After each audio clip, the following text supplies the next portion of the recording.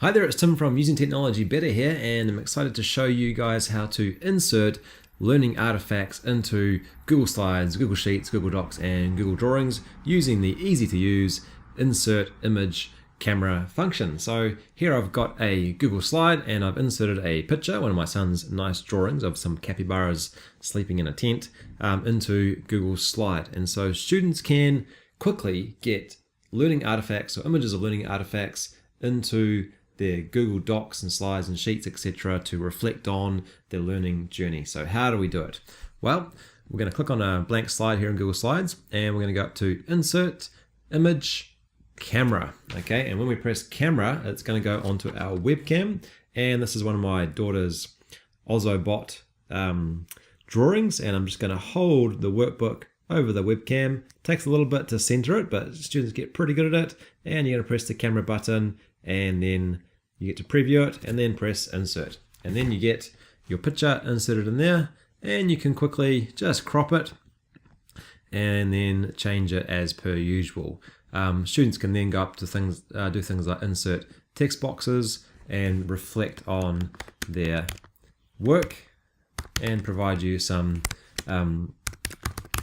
reflections on their learning journey and give some insight into what they learned and how they're learning at that time. So that's it in Google Slides, and it works much the same way in the other Google tools. So if you go up to Doc, for example, and go Insert, Image, Camera, same again, we hold it up and we can take a picture of our drawings and put them into there.